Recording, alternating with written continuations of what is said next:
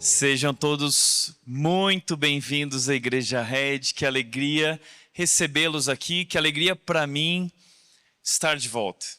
Como é bom voltar para casa, como é bom reencontrar vocês. Nós estávamos com tanta saudade.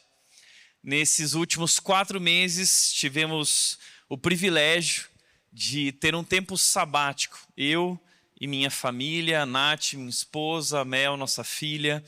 Estivemos 4 meses nos Estados Unidos, viajando. Foram cerca de 15 mil quilômetros numa road trip, conhecendo muitos lugares. Tivemos um tempo de descanso, tempo de mentoria, tempo de muita diversão também. Nós conhecemos lugares tão maravilhosos, lugares em que nós paramos e contemplamos a grandeza, a glória de Deus. Eu lembro que teve um dia que nós estávamos na Pensilvânia e estávamos visitando um parque estadual. Algo difícil de descrever. A foto, o vídeo não conseguia gravar aquela experiência, transmitir a grandeza daquilo. E eu lembro que no final daquele dia, no pôr do sol, a Mel virou para mim e para a Nath, e a Mel disse o seguinte: que dia lindo Jesus preparou para a gente. Que dia lindo. Vocês podem trocar, por favor, aí o slide que eu já voltei com... Que dia lindo Jesus preparou para a gente. Essas foram as palavras, a frase que a Mel lançou. E essa frase, na verdade, ela marcou toda a nossa viagem. Ela define muito bem aquilo que nós vivemos como família. Que tempo lindo Jesus preparou para a gente. O nosso sentimento é como se de fato a bondade de Deus estivesse o tempo todo nos acompanhando, nos cercando, nos conduzindo e nos abençoando tanto. Nós voltamos com o coração cheio, inspirados e preparados para continuar trabalhando juntos nessa missão como igreja. Talvez você está pensando: Tiago, mas a gente quer saber, nós queremos ouvir as novidades, qual é a visão. E olha, eu decidi que eu quero compartilhar aquilo que nós vivemos, ouvimos, experimentamos aos poucos, em doses homeopáticas. Então, ao longo dessa série, da próxima série, eu irei compartilhando algumas coisas que Deus vem falando comigo, especialmente durante esse tempo. Mas teve uma frase que eu quero já compartilhar com você, porque eu acredito que ela deve nortear, direcionar o ano de 2026. Foi a frase que eu ouvi de um pastor chamado Sean. Alguns dos meus mentores em Atlanta disseram: Tiago, você precisa ir para a cidade de Athens, fica 2 horas daqui, você vai encontrar um pastor lá. Esse pastor fundou uma igreja onde era antigamente o mercado Walmart, um lugar muito grande, uma igreja linda, maravilhosa. Nós atravessamos a igreja e fomos até o Starbucks, onde nós tomamos um café juntos, e o Sean disse algo que me marcou profundamente. Ele disse o seguinte: Tiago, não busque voltar com uma grande revelação de Deus no seu sabático. Busque voltar com um grande relacionamento com Ele. Uau! Essa frase mexeu profundamente comigo. Porque o sabático não era sobre grandes revelações, mas sobre buscar um grande relacionamento com Deus. E não apenas um grande relacionamento com Deus, mas um grande relacionamento com a minha família, com a minha esposa, com a minha filha. A oportunidade de viver aquilo que muitos pastores às vezes não têm tempo para estar com sua família e se dedicar ao casamento, se dedicar aos filhos. E ali nessa viagem eu e a Nath tivemos muito tempo para conversar, para retomar assuntos que precisávamos retomar, que na correria muitas vezes deixamos para lá, tratar questões profundas do nosso casamento, olhar para a nossa vida, olhar para o nosso futuro e estabelecer novas prioridades, reorganizar o nosso coração. E esse tempo foi tão importante. Um versículo que Deus usou também na minha vida, nesse tempo sabático, foi o texto de 1 Timóteo, capítulo 4, versículo 16, que diz: fique atento a seu modo de viver e a seus ensinamentos, permaneça fiel ao que é certo, e assim salvará tanto a si mesmo e aqueles que o ouvem. O texto mostra algo interessante aqui. Deus falou tanto comigo sobre isso. Fique atento a seu modo de viver e seus ensinamentos. Porque o líder, o pastor, ele não transmite só conteúdo, ele transmite vida. Então a nossa igreja está se tornando não aquilo que nós ensinamos apenas, mas aquilo que nós somos como pastores e líderes aqui. E por isso a importância desse tempo, de olhar para o meu coração, olhar para a minha vida, tratar os meus pecados diante de Deus. E eu vou compartilhar algumas coisas depois na próxima série que teremos também em fevereiro. Enfim, foi um tempo muito especial. E eu vinha questionando a Deus e dizendo: Deus, o Senhor fez tanto até aqui, mas às vezes eu olho para frente e eu fico com dúvida o que o Senhor espera de mim. E a palavra de Deus foi muito clara ao meu coração. O que eu espero de você, Tiago, é que você permaneça fiel. O resto é comigo. Sempre foi comigo. Fui eu quem fiz. Eu só preciso que você permaneça fiel.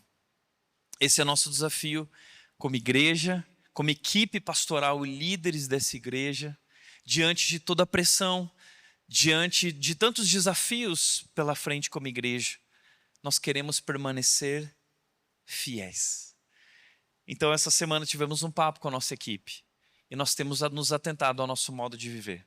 Esse é o nosso compromisso como igreja. Algumas das coisas que Deus vem falando conosco, veio falando através desse tempo. Portanto, antes de começar a nossa série de mensagens, eu quero dizer muito obrigado, Igreja Red, por esse presente, por esse privilégio, por estarem investindo na vida dos pastores. Outros pastores terão essa oportunidade, cada um a seu tempo. E eu quero agradecer não somente a vocês, mas agradecer a nossa equipe, que mandou muito bem durante esse tempo, não foi? Uma salva de palmas, por favor, essa equipe maravilhosa.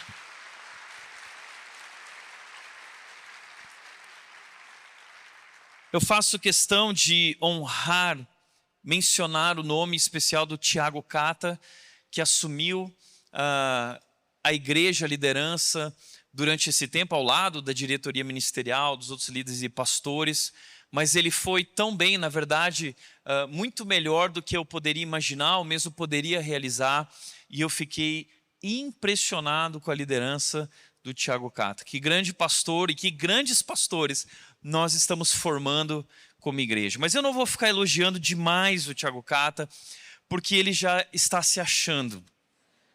Eu não sei se vocês perceberam isso, mas eu fiquei tão preocupado quando eu vi as fotos do Cata pregando aqui, bombado. Vocês perceberam isso? As fotos com as veias de fora. Eu falei, meu, o que está acontecendo? Agora, todo dia, ele está insuportável. Todo dia ele posta foto na academia. Já percebeu? Repare no tênis que ele está usando hoje. Quando você sair daqui, ele está se achando. Brincadeiras à parte, muito feliz por essa igreja, por essa equipe, por tudo que Deus fez e ainda vai fazer. Hoje nós começamos uma nova série de mensagens chamada Guia da Alegria para um Ano Difícil. Uma série baseada no livro de Filipenses, onde nós vamos descobrir, buscar, perseguir a verdadeira alegria. Provavelmente você, ao abrir as suas redes sociais na virada do ano, viu pastores, influencers, dizendo o seguinte: 2026 será o melhor ano da sua vida. E você acreditou.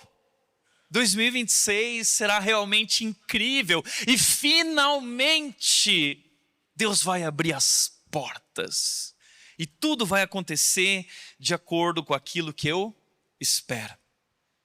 Pois bem, eu não quero te frustrar, eu não quero jogar um balde d'água sobre você para que você se sinta assim mal com aquilo que eu vou te dizer, mas eu não creio que 2026 será o melhor ano da nossa vida, especialmente eu me refiro às circunstâncias e ao cenário ao nosso redor. O que esperar de 2026? Eu não creio que nós temos um ano favorável. As notícias que eu tenho para dar sobre circunstâncias não são boas. Porque nós temos pela frente um ano de eleições, onde nós vamos ter que lidar com polarização política intensa. E é insuportável, não é? São brigas constantes, pessoas se distanciando, bloqueando, criticando, xingando, o tempo todo umas às outras. E sabe, uma das coisas que eu quero deixar bem claro, já no começo do ano, pois esse é um ano de eleições, é que você ajuste as suas expectativas em relação a essa igreja. Se você espera que essa igreja se torne ao longo do ano um palanque político, promovendo candidatos, defendendo ideologias, você vai se frustrar profundamente. Nosso compromisso não é com partidos. O nosso compromisso é com a palavra de Deus. Nessa igreja nós não anunciamos ideologias, nós não anunciamos candidatos políticos, nós anunciamos apenas um nome: Jesus Cristo, nosso Senhor e Salvador. Essa é a única bandeira que essa igreja levanta, a bandeira de Cristo. E é o que nós continuaremos fazendo ao longo do ano de 2026. E se você é o tipo da pessoa que já não, mas como assim? Eu peço, por favor, procure outra igreja. As portas estão abertas, não espere isso da gente. Insegurança econômica contínua. Não sabemos para onde a economia do Brasil vai. O que sabemos é que provavelmente não é um lugar bom. Não sabemos se será um ano de muita inflação, se a bolsa sobe, se ela desce, se o dólar sobe, se ele cai. Não sabemos o que será. O que sabemos é que teremos que lidar com boletos, decisões difíceis, cortes no orçamento, decisões difíceis, frustrações no âmbito profissional, ansiedade financeira, coisas que vão drenando a nossa alegria silenciosamente. Além disso, esse será um ano também de saúde física e emocional fragilizada para muitas pessoas.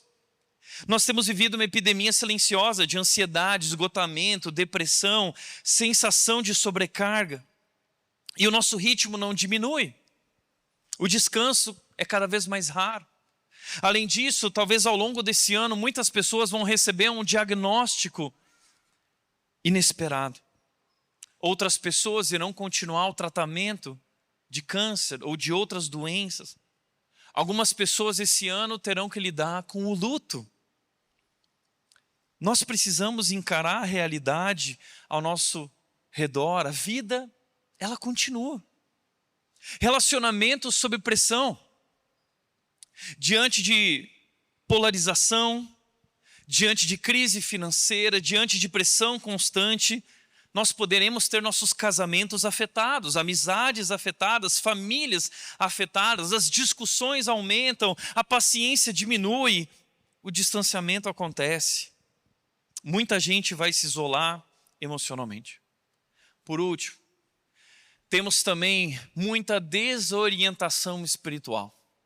Pastores sem conhecimento bíblico, influencers, influenciando pessoas a acreditar coisas a respeito de Deus que em nada procedem de fato da palavra de Deus.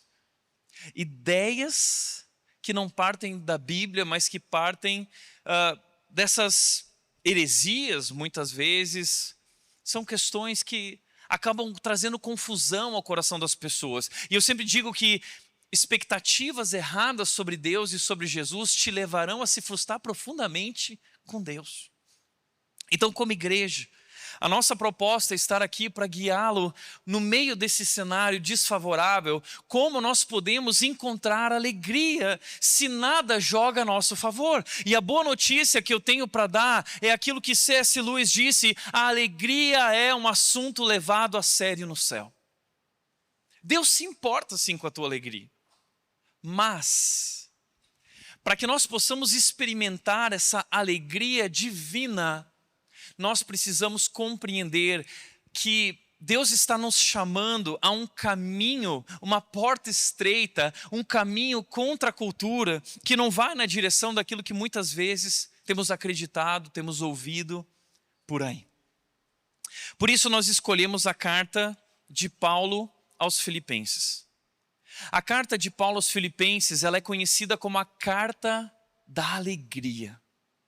São apenas 4 capítulos, uma carta pequena, mas Paulo 16 vezes ele usa esse termo alegria, contentamento, felicidade. E sabe o que é mais interessante? Paulo está preso. E no meio da prisão surge, brota, floresce uma alegria inexplicável, uma alegria que excede todo entendimento. E o desejo de Paulo ao escrever essa carta é compartilhar conosco qual é o segredo dele. Por isso Paulo disse em Filipenses capítulo 4, ele disse: gente, eu aprendi um segredo. E não é gostoso quando a gente tem um segredo, a gente não quer, eu preciso te contar um segredo. É tão gostoso compartilhar segredo. Paulo vai na carta de Filipenses compartilhar um segredo conosco. Ele diz: eu aprendi o segredo de viver contente em toda e qualquer situação. Não importa o que aconteça, seja bem alimentado, seja com fome, tendo muito ou passando necessidade. Paulo nesse texto está nos ensinando 3 verdades sobre a alegria. A primeira verdade que nós precisamos entender é: você pode viver com alegria apesar das circunstâncias. Não importa o que você está vivendo, não importa o que vem pela frente, você pode se alegrar, viver com alegria. E olha que interessante, porque Paulo tem propriedade para falar sobre isso. No momento em que Paulo diz isso, em Filipenses 4:12, Paulo já havia passado por muitas situações e circunstâncias difíceis. Ele já havia passado por inúmeras prisões. Paulo foi preso várias vezes. Inclusive ele foi preso quando ele foi pregar o evangelho em Filipos, a quem ele endereça essa carta. Ali, quando ele pregou o evangelho, ele plantou a igreja de Filipos. Ali ele foi perseguido pela cidade, pelas autoridades. Ele foi açoitado e ele foi preso.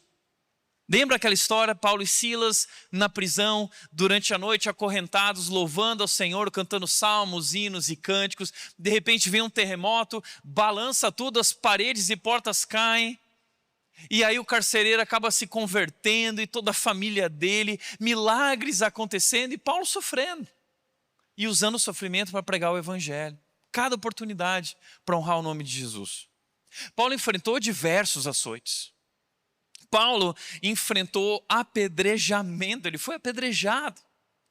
Paulo ele enfrentou em alguns momentos cerca de 2 vezes naufrágio, nudez. Paulo, depois desse naufrágio em que ele está sendo levado à prisão em Roma, ele vai parar na ilha de Malta e ali uma víbora ataca, morde Paulo. Paulo poderia virar para Deus e dizer: não, peraí. É naufrágio, é picada de cobra, onde está Deus? Por muito menos, nós começamos a questionar. Agora Paulo finalmente está em Roma preso, e ele diz: gente, pessoal, aprendi um segredo. Eu não sei o que você vai viver durante o ano de 2026, mas eu quero dizer que em Cristo nós temos muitas razões para nos alegrar, como Paulo. Segundo lugar, essa alegria não é natural. Essa alegria não é algo que simplesmente acontece. Nós precisamos aprender. É um aprendizado. Um aprendizado difícil, um aprendizado duro, mas um aprendizado que vale a pena. Paulo aprendeu. Não é algo que vai simplesmente acontecer na tua vida. Plim! Você precisa aprender. E a primeira coisa que talvez nós precisamos aprender sobre a alegria é o que ele diz no versículo 13. Ele diz que tudo posso naquele que me fortalece. A primeira lição sobre a alegria é que a fonte da alegria não está em nós. Eu sei, muitas vezes influenciados pela cultura gnóstica, por outras religiões como o hinduísmo, como o budismo, de onde vem, por exemplo, a yoga, que prega essa ideia de que você precisa encontrar a paz interior. Paulo está indo na contramão dessas religiões. Ele está dizendo que você não vai encontrar paz no interior. Você não vai encontrar alegria no seu interior. A alegria não é um fator interior, a paz não é um fator interior, é um fator externo, é uma pessoa com quem eu me relaciono, como disse o pastor Chan, num grande relacionamento com ele, e através de um grande relacionamento com ele, eu posso experimentar aquilo que ele disse em Filipenses capítulo 4, ele diz, e a paz de Deus, que excede todo entendimento, guardará o seu coração e a sua mente em Cristo Jesus. Em Cristo Jesus. Ele é o segredo, aquele que me traz forças. E entenda, tudo posso naquele que me fortalece, talvez é um dos versículos mais mal interpretados de toda a Bíblia. Que todo mundo tatua, né? Ai, tudo posso naquele que me fortalece. Aí você está andando na estrada, parece o caminhoneiro lá. Tudo posso naquele que me fortalece. A maioria das pessoas acredita que tudo posso naquele que me fortalece é uma espécie de poder. Eu posso qualquer coisa e ninguém pode comigo. A ideia não é essa. Eu gosto muito da tradução da Nova Linguagem de hoje porque ela expressa muito bem o sentido original daquilo que Paulo está falando. Paulo ele diz o seguinte: com a força que Cristo me dá, eu posso enfrentar qualquer situação. Por meio de um relacionamento, um grande relacionamento com Jesus, eu sou capaz de enfrentar o luto. Eu sou capaz de enfrentar um diagnóstico inesperado, o desemprego, a ansiedade, por meio da força que eu encontrei em Cristo. 3 verdades. Portanto, nós vamos olhar para a carta de Filipenses e hoje começar a perseguir essa alegria no capítulo 1. Paulo, por meio da vida dele, o testemunho dele, por meio dos princípios que ele vai compartilhar conosco, especialmente a essa igreja que está lá na cidade de Filipos, e essa carta vale para nós, ela é tão atual, ela é tão relevante, e eu quero te convidar a olhar para essa carta, mas antes de mais nada, eu quero te dar um rápido contexto da carta de Filipenses. Em primeiro lugar, Filipos era uma cidade influenciada pela cultura romana. Uma cidade importante, uma cidade conhecida, e a cultura romana era marcada pela ideia de status e poder. Você tinha que ser importante, você tinha que ter conquistas, você tinha que ter bens materiais, e as pessoas eram reconhecidas pelas suas conquistas. Então, a cultura da cidade funcionava em torno disso: conquistar, ter status, poder, reconhecimento. E o Evangelho nos leva exatamente na direção contrária disso. É por isso que Paulo, quando chegou ali, enfrentou muita oposição e sofrimento. Eu vou dar um exemplo. Paulo, ele sempre ia a um rio que era um lugar de oração. Uma mulher chamada Lídia se converteu ali, era uma comerciante de tecido de púrpura. E sempre que Paulo e Silas iam para esse lugar de oração, uma mulher endemoniada vinha atrás deles, declarando: vejam aqui, esses 2 homens são discípulos do Deus verdadeiro e anunciam o reino de Deus. A mulher endemoniada falava isso. Só que Paulo cansou. E Paulo falou assim: sai agora, espírito imundo dessa mulher. O espírito imundo saiu, a mulher foi liberta. Só que qual é o problema? os comerciantes daquela cidade exploravam aquela mulher endemoniada, usavam ela para lucrar muito dinheiro, prevendo o futuro das pessoas.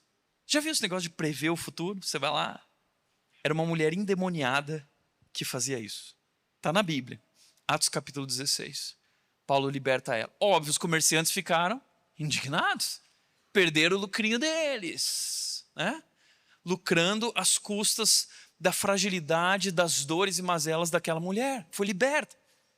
Mas aí, perseguiram Paulo, prenderam Paulo, açoitaram Paulo. Então a igreja já começa com muita dificuldade. Além disso, Paulo escreve então essa carta a partir agora não da prisão lá em Filipos, mas da prisão em Roma. Paulo está o tempo todo preso. Mas sabe o que eu acho interessante? Lá na carta de Paulo a Timóteo, Paulo diz o seguinte: eu estou preso a correntes, mas a palavra de Deus não está. E ele prega o evangelho na prisão, fora da prisão, onde ele estiver. Essa igreja, então, os cristãos de Filipos viviam pressão constante. Porque a cultura daquela cidade girava em torno de César. César era o Senhor.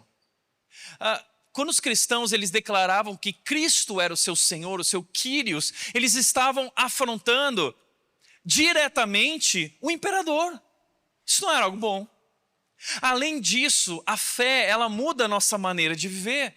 São novos valores, são novas prioridades, uma nova atitude, um novo comportamento que vai na direção contrária daquilo que o mundo ensina, que a cultura ensina. Como Paulo disse lá em Romanos capítulo 12, não se amoldem ao padrão deste mundo, mas transformem-se pela renovação da sua mente para que possam experimentar a vontade de Deus que é boa, agradável e perfeita. Quando essas pessoas começaram a mudar de vida, mudar seus valores, mudar suas prioridades, isso trouxe problemas na sua vida familiar, isso trouxe oposição, isso gerou tensão na família, tensão no trabalho, tensão nos negócios. Então, essa carta pastoral de Paulo foi escrita para gente cansada, que tinha que viver a sua fé num ambiente extremamente hostil. É por isso que essa carta ela é tão especial, tão importante, tão relevante para nós também. No capítulo 1, Paulo ele vai falar de 4 coisas, 4 princípios que podem nos ajudar a enfrentar momentos difíceis. A pergunta que eu quero levantar aqui é exatamente essa: como nós enfrentamos dias difíceis? Como nós enfrentamos momentos difíceis? Paulo vai nos ensinar, por meio da sua história e exemplo, da sua atitude, 4 passos de enfrentar momentos e dias difíceis. O primeiro é: todas as vezes que penso em vocês, dou graças a meu Deus. Sabe qual é o primeiro? O primeiro é: não caminhe sozinho. Não caminhe sozinho. Talvez você se pergunte: Tiago, mas com quem Paulo está caminhando? Ele está preso. Pois bem, mesmo preso, Paulo ele ainda pensa em pessoas. Paulo se importa com pessoas. O que é a carta de Filipenses? É uma carta. Ele está preso, mas ele continua se comunicando. Ele continua buscando conexão. Ele continua colocando os outros como prioridade. Ele continua buscando parceiros no seu ministério. E olha que interessante isso, porque a dor normalmente nos puxa para dentro, não é verdade? Geralmente a dor nos puxa para dentro. O que Paulo poderia fazer naquela situação? Ele poderia focar nele, focar na injustiça. Ele está preso injustamente, sob falsas acusações. Não haviam provas comprobatórias. Ele foi abandonado. Ele poderia focar na sua frustração. Tantos açoites, tantas prisões, tantas circunstâncias difíceis. Ele poderia cansar e falar assim: já chega. Mas ele faz exatamente o oposto. Ele começa a carta dele agradecendo. E não falando de si mesmo, mas falando sobre outros. Ele diz o seguinte: olha, todas as vezes que eu penso em vocês, Sabe qual é o primeiro segredo para viver essa alegria divina? Parar de pensar em si mesmo. Pare de pensar em si mesmo. Pessoas ensimesmadas são extremamente infelizes. Paulo, ele pensa nos outros. A alegria começa quando eu paro de ser o centro.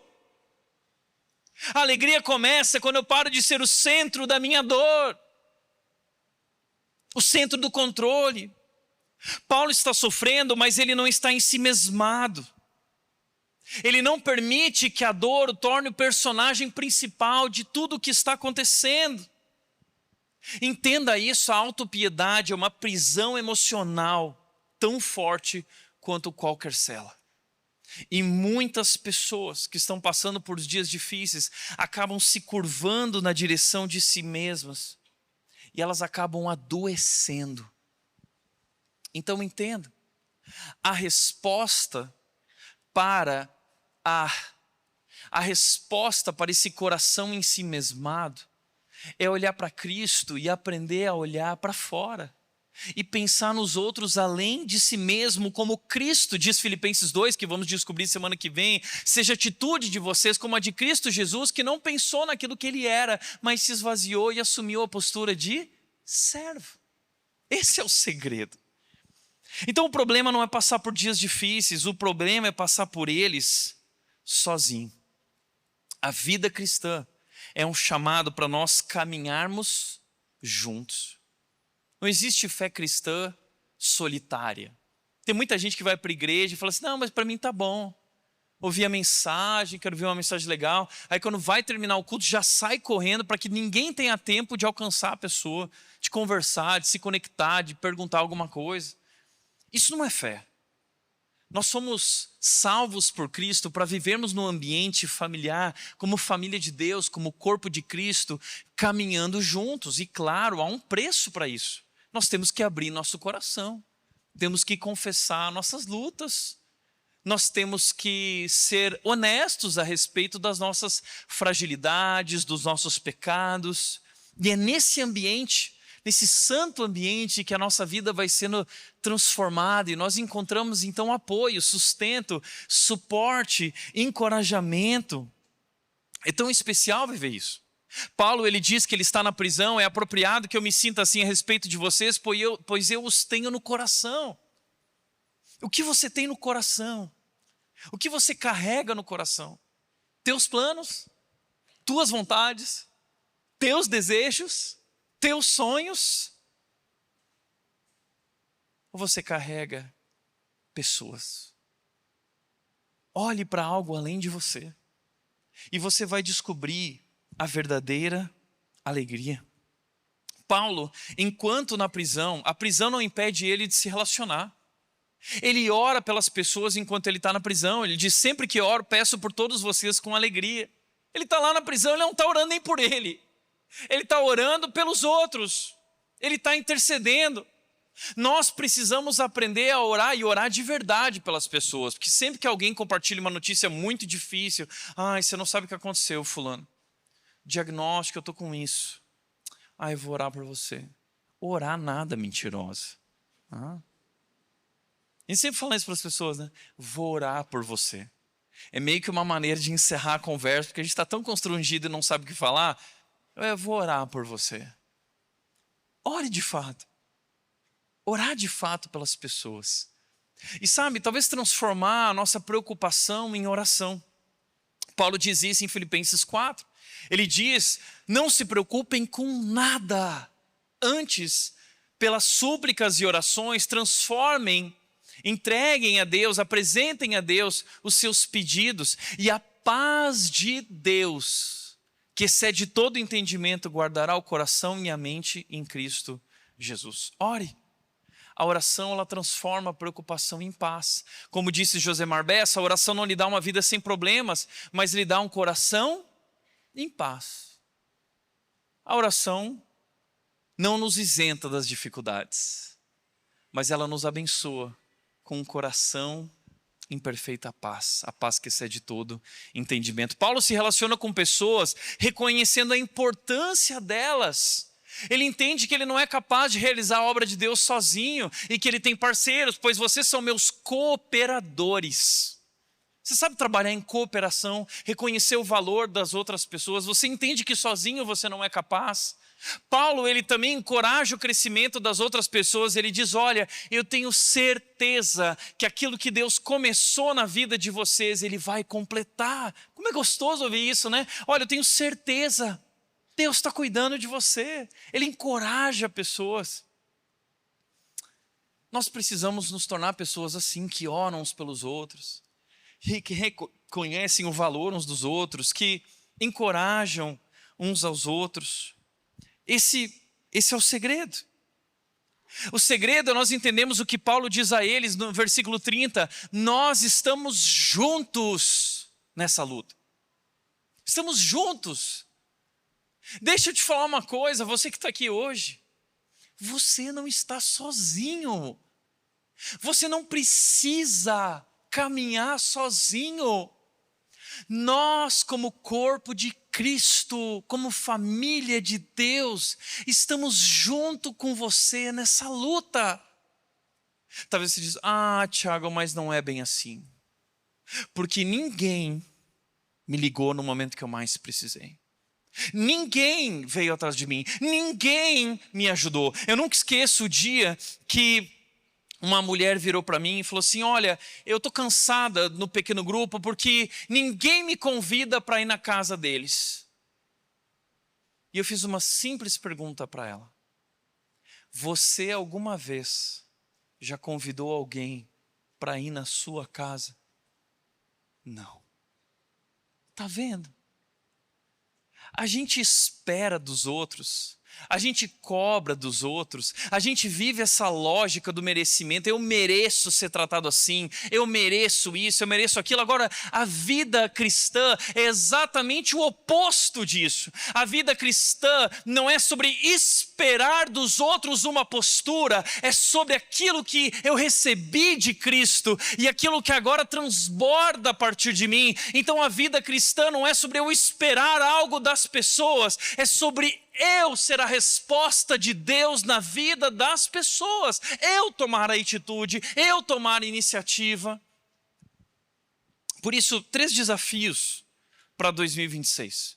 Primeiro desafio é construa relações reais. Construa relações reais. Porque talvez hoje você está focado em construir seguidores no Instagram. Você é um influencer aqui em Indaiatuba e as pessoas te seguem e você senta aqui na rede se achando, tudo bem, eu sou um influencer aqui de Indaiatuba. Grandes coisas, né? E o problema, sabe qual é? E não há nada de errado em ser um influencer. Mas a grande questão é que às vezes nós nos dedicamos tanto a relações virtuais que não temos relações reais. E é claro que nós vamos adoecer. E a igreja é a oportunidade de construir relações reais, verdadeiras. E entenda que para isso você precisa dar um passo na direção de fazer parte dessa comunidade. Porque se você frequenta a rede só de domingo, você não experimenta comunidade. Isso aqui não é comunidade. Eu já disse que isso aqui é um auditório. Se você quer fazer parte da nossa comunidade, você precisa dar um passo além. Você precisa fazer parte dessa igreja, servindo num ministério ou frequentando um pequeno grupo durante a semana, se conectando com pessoas, abrindo o seu coração.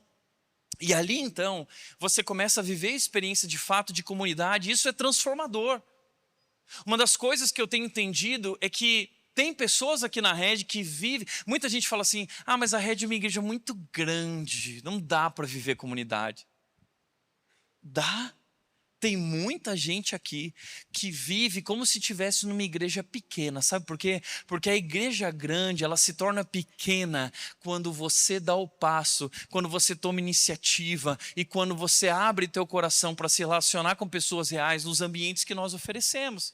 Você vai poder viver um ambiente de uma igreja pequena, de relacionamentos verdadeiros, de amizades. E tem muita gente vivendo isso aqui. Sabe por que essas pessoas estão vivendo isso? Porque elas tomaram uma decisão de se abrir.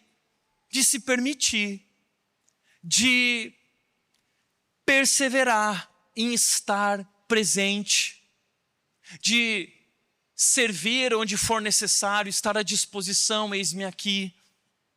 Portanto, saia da arquibancada. Esse é meu outro desafio a você. Saia da arquibancada.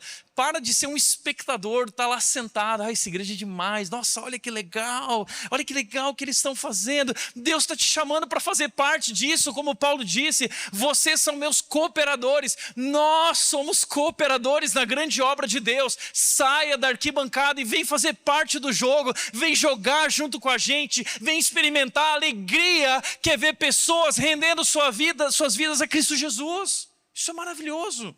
Saia da arquibancada em 2026 e torne-se resposta para alguém. Seja a resposta de Deus na vida de alguém. O desafio aqui é simples e profundo. Não viva 2026 só esperando ajuda. Seja ajuda. Às vezes uma ligação, um convite, uma oração, uma presença constante. Isso muda tudo. Não caminhe sozinho. Paulo nunca caminhou sozinho. Paulo, no início de Atos 16, quando tem a história de Filipos, diz que ele passa por Listra, Icônio e Listra, e lá ele conhece um jovem chamado Timóteo, e ele chama Timóteo para caminhar com ele. Ele chama Silas para caminhar com ele. Paulo nunca está sozinho. Em alguns momentos ele foi abandonado, mas sempre teve alguém que ele trouxe para perto. Ele sempre fez questão de ter pessoas junto com ele. Esse é o primeiro segredo. Não se isole emocionalmente, não caminhe sozinho. Segundo lugar, segundo desafio, enxergue a vida pelas lentes do Evangelho. Ele diz o seguinte no versículo 12: quero que saibam, irmãos, que tudo que me aconteceu, tudo o quê? A prisão, o fato dele estar preso injustamente. Está todo mundo indignado. Não acredito, olha só, injustiça. E Paulo diz, gente, não, eu quero que vocês saibam de uma coisa. Essa injustiça contra mim tem contribuído, tem me ajudado a pregar as boas novas. O que são as boas novas? Em outras palavras, Paulo está usando literalmente no grego a palavra tem me ajudado a propagar o Evangelho. O que é o Evangelho? Talvez você se questionou dessa palavra que nós usamos tanto, Evangelho. Evangelho é uma palavra grega que significa Evangelion. Eu é boa no grego, Evangelion é mensagem, notícia. Paulo está dizendo que a injustiça e a prisão que ele está sofrendo estão lhe ajudando a compartilhar a boa notícia. Qual é a boa notícia? A boa notícia é a respeito de Cristo Jesus, o nosso Salvador. A boa notícia é que Deus se revelou na história por meio do seu Filho Jesus Cristo. E Jesus Cristo deu a vida por nós naquela cruz, nos libertando do poder e das consequências do pecado. E por meio da ressurreição, agora nós temos uma nova vida, nós temos uma esperança firme. E nós não estamos mais à mercê do pecado ou da morte, dos problemas reais do mundo. Nossas vidas agora estão debaixo do controle da poderosa mão de Deus, aquele que controla o universo. Nossas vidas estão nas mãos dele. Essa é a boa notícia. E nós precisamos aprender a encarar a vida através dessa lente, de um Deus que já venceu a morte. A morte já foi vencida. O diabo já foi vencido. Gente, a corrupção já foi vencida. Eu sei que isso indigna a gente fica louco. Mas Cristo já venceu. E a Bíblia diz que em Cristo nós somos mais do que vencedores também. Agora é só uma questão de tempo, de ansiarmos o retorno do nosso Rei para nós vivermos no seu reino maravilhoso e perfeito, onde não haverá mais corrupção, onde não haverá mais morte, onde não haverá mais dor. Essa é a lente através da qual nós precisamos olhar tudo o que acontece. E quando esse olhar muda, o coração muda, as atitudes mudam. Então a pergunta que eu quero te fazer é exatamente essa: que lente você usa para interpretar as circunstâncias? E se você ainda não entendeu, eu quero desenhar para você. Eu gosto muito de usar esse gráfico, esse desenho, para ensinar para você o que significa usar uma lente para interpretar a história. Imagina que aqui nós temos a linha do tempo da história e todos os acontecimentos que vemos e ouvimos ao nosso redor. Eu tenho visto, todos nós temos recebido notícias constantes de guerra e violência. Eu estou assustado. Toda hora no Instagram é notícia de morte, morte em todo lugar, morte de uma mulher que foi atropelada pelo ex-namorado, morte de uma mulher que foi esfaqueada pelo ex-namorado, morte de uma criança, morte de 4 jovens que foram jogados numa vala, morte, morte, morte. Essa semana vimos também a notícia daquela menina que morreu por conta do câncer, uma notícia que impactou o Brasil inteiro, morte em todo lugar, doença, morte, morte. Essas são as notícias. Nós também temos visto corrupção e crise por todo lado, né? E não, não se iluda, tá? Achando que só um lado é corrupto. Muita corrupção por todo lado. E crise profunda. De tal maneira que nós olhamos e falamos assim, mas quem poderá nos salvar, não é? Tipo o Chaves, o Chapolin, quem poderá nos salvar? Cristo. Só Cristo, não tem político que pode nos salvar disso, não. Famílias quebradas e solidão crescente. Divórcio, solidão, dores profundas e adoecimento emocional. Além disso, medo e ansiedade. Nós temos sido tomados pelo medo. Ansiedade. Quando nós olhamos para tudo isso, é fácil concluir o quê? Existe algo de errado com o mundo, não é? Tem algo de errado com o mundo. Por que o mundo é assim? Por que Deus não age? Por que Deus não faz algo? E é aí que entra a lente. A lente justamente para aprender a interpretar isso da maneira correta. Se você não usar a lente do evangelho, você vai interpretar, você vai enxergar essas coisas da maneira errada e você vai buscar no lugar errado a resposta para a solução desses problemas. Então, qual é a lente que nós usamos? A primeira lente que nós usamos é a lente do Criador. Nós entendemos, não, peraí, está acontecendo isso. Mas a Bíblia diz que Deus criou os céus e a terra. Deus criou todas as coisas e o capítulo 1 e 2 de Gênesis diz que Ele fez todas as coisas boas, maravilhosas, tudo era muito bom. Não havia morte, não havia violência, Deus criou o mundo perfeito. Mas a grande questão então é, o que foi que aconteceu? O que foi que aconteceu com a criação de Deus? E aí existe uma segunda lente, a queda. O que é a queda? É a ruptura da humanidade com Deus. Um dia, um homem e uma mulher, chamados Adão e Eva, decidiram tomar uma decisão.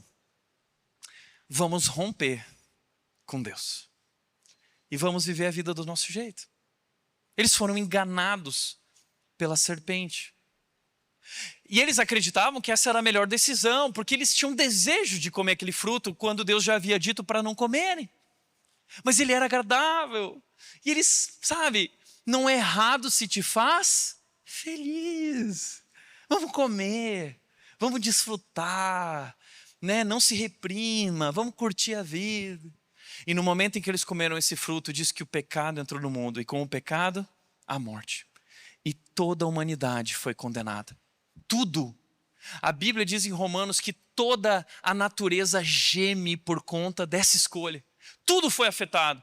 O mundo, o universo, os planetas, as estrelas, os animais, o mundo que nós vivemos, os animais tanto no céu quanto no oceano, tudo foi afetado. O mundo está gemendo, o mundo está gritando. E a Bíblia diz que o mundo anseia pela redenção dos filhos de Deus. Porque não somente nós seremos transformados. Deus vai fazer uma nova criação. Então, a grande verdade é que não era para ser assim. Não era para ser assim. Como nós podemos resolver esse problema do pecado? Como a gente resolve isso? Muita gente vai dizer, nós precisamos ser de direita, porque a direita vai resolver. Não, porque só a esquerda se importa com as pessoas, a esquerda vai resolver. Nós acreditamos que sistemas humanos como ideologias podem consertar o mundo. Eles não podem. Muita gente acredita que a ciência Vamos estudar o comportamento humano, vamos estudar os mistérios do universo, vamos estudar a mente humana, o coração humano, e nós vamos descobrir uma cura para a doença, nós vamos descobrir uma cura para as mazelas da humanidade. Muita gente acredita que por meio da religião vai encontrar a cura para esse problema. Se eu sacrificar a minha vida e eu for caminhando de joelhos até a cidade de Aparecida, talvez Deus vai olhar para mim e vai me abençoar. E aí as coisas não vão ficar ruins para mim. Isso é religiosidade. Nós achamos que é algo que nós temos que fazer para Deus nos amar e nos abençoar com seu favor e sua graça, que é imerecida, que é a notícia do Evangelho. É aí que entra a boa notícia. A boa notícia é que não há nada que nós possamos fazer. Portanto, aquilo que nós não podíamos fazer, Jesus fez. Deus enviou seu Filho ao mundo para que todo aquele que nele crê não morra, mas tenha a vida eterna.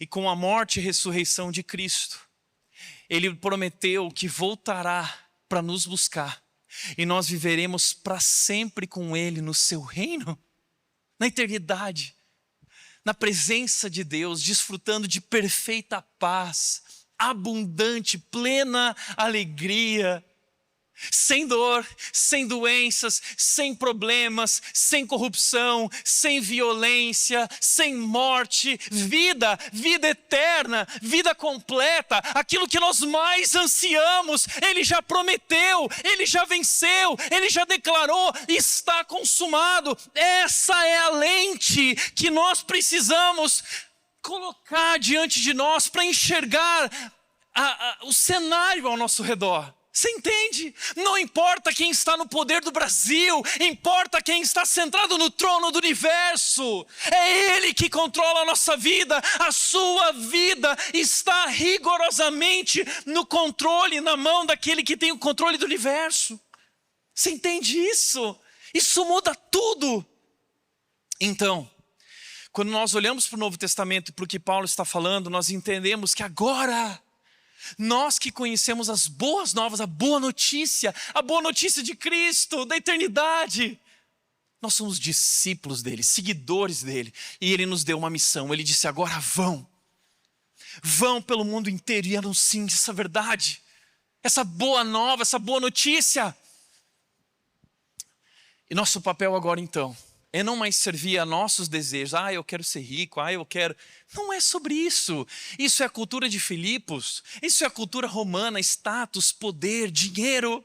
Nós servimos a um outro imperador, Jesus Cristo, nosso Senhor, que nos convida a servir e abrir mão daquilo que precisa ser aberto para encontrar a verdadeira vida. Quem perder a vida, nós cantamos aqui, a encontrará. E agora eu vou viver para servir. E onde há morte, eu levo vida, eu levo notícias de vida. Onde há corrupção e crise, agora eu, através da minha postura em Cristo, pratico justiça e eu levo paz. Eu agora sou agente de reconciliação, promovendo comunhão, acolhendo pessoas. Onde há medo e ansiedade, nós agora somos os porta-vozes dessa esperança firme, daquele que já venceu. Está consumado. Você entende isso? É através dessa imagem que você precisa interpretar tudo ao teu redor. Não é então que as coisas mudam? A nossa maneira de encarar é o que Paulo está fazendo. Paulo está usando essa lente. Então ele diz: quero que saibam, irmãos, que tudo que me aconteceu tem ajudado a propagar as boas... Eu estou pregando o Evangelho. E olha o que ele diz: pois todos aqui, incluindo a guarda do palácio, agora sabem que estou preso por causa de Cristo. E no final do capítulo 1:4 ele diz: todo o povo santo daqui lhes envia saudações, especialmente os que pertencem à casa de César. Quem são os da casa de César? Soldados, autoridades. Que quando Paulo estava preso, diz que tinha um soldado do lado dele. Todo dia tinha um soldado diferente. Sabe o que Paulo fazia? Pregava o evangelho para o soldado. Aproveitava as oportunidades para falar de Jesus. E agora toda a guarda do palácio é crente. Tem uma igreja dentro do palácio de César. É isso que crente faz. A gente chega no hospital, como Ana Rosito e Paulo estão vivendo na luta com Samuel, do tratamento, chegar no Boldrini, e nós levamos luz onde há escuridão. Nós compartilhamos as boas novas. Enxergue a vida pelas lentes do Evangelho. E aproveite as oportunidades que a vida dará a você. Terceiro lugar, vamos correr. Enxergar a vida pelas lentes do Evangelho é não aceitar a primeira leitura das circunstâncias. Não é a primeira leitura assusta. Aí a gente para e pensa, não, peraí. Cristo está no controle. Interpretar a vida lembrando quem está no controle. Terceiro lugar, aí então nós podemos perguntar menos por quê? Por que isso está acontecendo? Por quê? E mais, para quê? Para que eu posso aproveitar esse momento e como eu posso compartilhar o Evangelho, a boa notícia a essas pessoas? Terceiro lugar, decida quem ocupa o centro da sua vida. Paulo diz, pois para mim o viver é Cristo e o morrer é lucro. Essa frase é o eixo do capítulo 1. Ele está ensinando a igreja a viver em lealdade suprema a Cristo Jesus. Cristo é o centro da nossa vida. Cristo é o centro do nosso coração. E aqui surge uma pergunta importante. O que ocupa o centro da sua vida? Paulo está dizendo, declarando algo que nós precisamos aprender a declarar e viver. Para mim, o viver é Cristo. E se eu morrer, o que vai acontecer?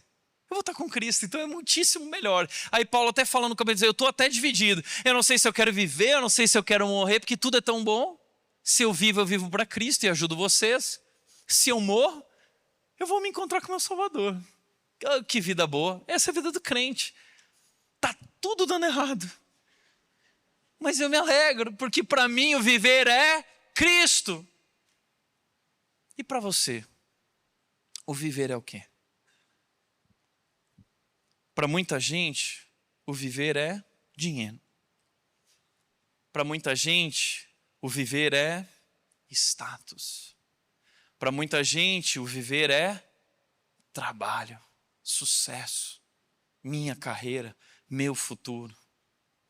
Para outras pessoas, o viver é o meu corpo, a minha beleza. Pessoas que vivem em função desse reconhecimento, busca por aprovação, corpinho trincado, ainda mais agora, com o Monjaro, né? Tá todo mundo trincadão. E veja, não tem problema nenhum tomar Monjaro, desde que tenha um acompanhamento médico e tudo mais. O problema é o seguinte: o que ocupa o centro da nossa vida?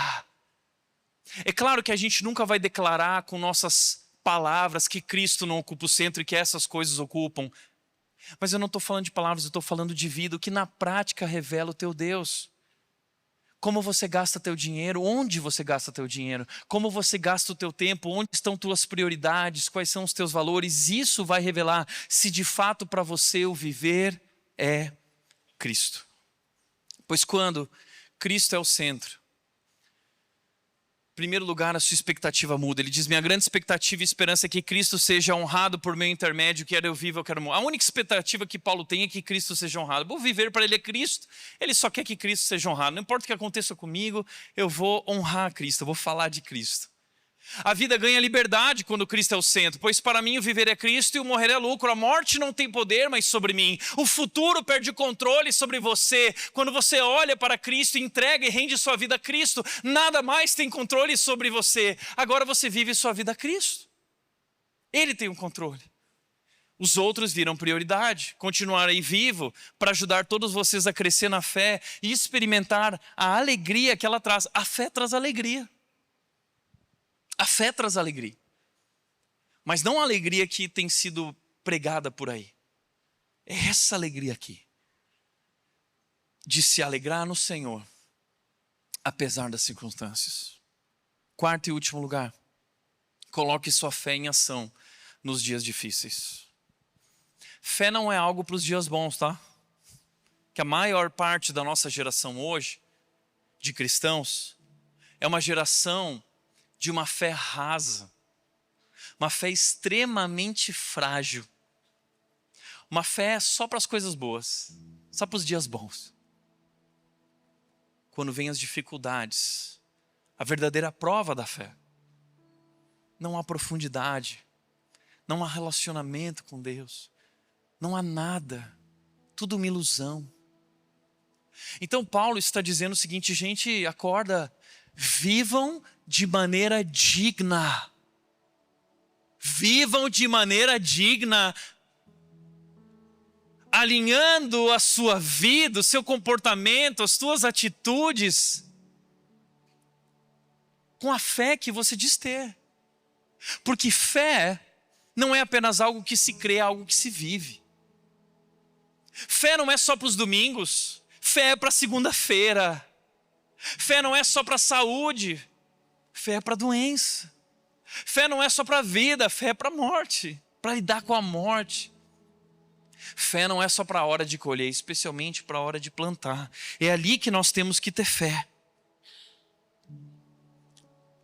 Segundo lugar, a fé amadurece quando você entende que sofrer faz parte. A vida cristã não nos blinda das dificuldades, não nos isenta do sofrimento. Pelo contrário, o fato de crer em Cristo traz a nós uma nova mentalidade. Essa nova mentalidade faz com que a gente tenha novos valores, novas prioridades, novas atitudes, novos comportamentos, que certamente encontrarão oposição. Então Deus está nos chamando a uma vida contra a cultura. Não espere que será fácil. Foi por isso que ele disse: a porta é estreita. Mas quando a gente entende que o sofrimento faz parte, a gente entende que na verdade é um privilégio sofrer por Cristo. É o que Paulo diz.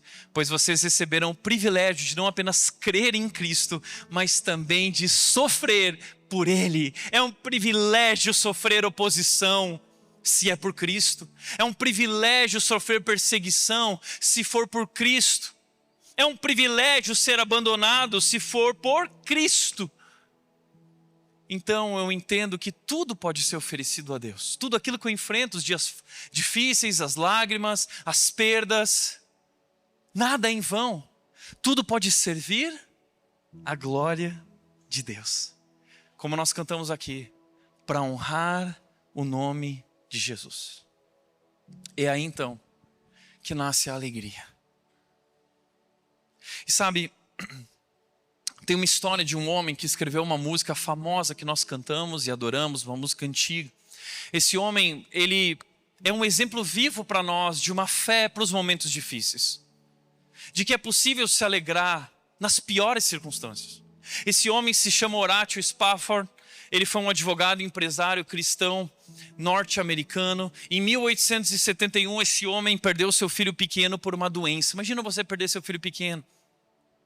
No mesmo ano, em 1871, ele perdeu quase tudo que tinha no grande incêndio de Chicago. 2 anos depois, quando ele estava se reerguendo, ele foi fazer uma viagem com a família para a Europa e ele enviou a esposa dele com as 4 filhas num grande navio. No meio do oceano, esse navio colidiu com outro navio, levando esse navio a naufragar, e ele perdeu as 4 filhas afogadas nesse naufrágio. A história conta que a esposa de Horatio foi salva. Ela estava morrendo presa a um toco de madeira. E ela mandou uma mensagem quando chegou à Europa, dizendo a seu marido: salva, porém sozinha. Horatio disse: estou indo para aí. Enviou uma carta. Ele pegou o navio. Quando o navio estava atravessando o oceano, o capitão chamou ele: Horatio, vem aqui. Esse foi o lugar do naufrágio. Esse é o lugar onde as tuas filhas estão. Eram 4 meninas. E para um pai de menina como eu não consigo nem imaginar algo assim. A Anne, a Maggie, a Bessie, a Taneta. E esse homem então escreveu algo. Ele disse o seguinte: na quinta-feira passamos perto do local onde o navio naufragou. No meio do oceano a água tem 3 milhas de profundidade, mas quando penso nas nossas pequenas queridas, não as vejo ali.